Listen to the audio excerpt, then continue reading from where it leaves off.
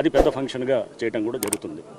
So ఇది అంటే హైడ్రా చెరువులు, కుంటలు, నాలాలు ఏదైతే కనుక ఆక్రమితమైన పార్కులు ఇట్లా మీరు చూస్తే కనుక దాదాపు 500 ఎకరాల పైన ఈ ల్యాండ్ని కూడా మేము కబ్జాల్లో చరణించి కూడా విడిపించి అది దాదాపు 30,000 కోట్ల పైన ఉన్నటువంటి దాని వాల్యూ అది.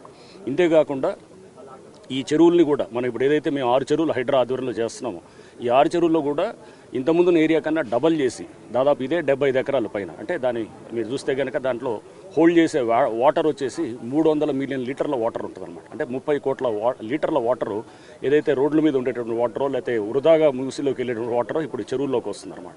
ఈ జస్ట్ మేము దీన్ని ఎక్స్పాండ్ చేయడం వల్ల వచ్చేటటువంటిది. బట్ ఈ 6 చెరువుల ద్వారా మీరు చూస్తే కనుక పెద్ద ఎత్తున కూడా ఈ ఫ్లడ్ మేనేజ్మెంట్ని అండ్ అట్లానే డ్రింకింగ్ వాటర్ ఇష్యూస్ని కూడా ముందు అడ్రస్ చేయడానికి అండ్ ఇక్కడ ఇది ఒక మంచి ఆహ్లాదకర వాతావరణంలో ఇక్కడ పార్కులు తయారు చేసేయటం, ఇక్కడ వచ్చేటటువంటి ఈ పక్కన కాలనీస్లో ఉన్నటువంటి పిల్లలు లేకపోతే వీళ్ళంతా ఉన్నటువంటి పెద్దవాళ్ళు అందరూ కూడా దీన్ని పార్క్ని, ప్లే ఏరియాస్ని అన్నీ వాడుకుంటూ ఇదొక అంటే ఎవరో అన్యక్రాంతం కాకుండా దీని అన్నింటినీ కూడా ఈ కమ్యూనిటీ అసెట్స్.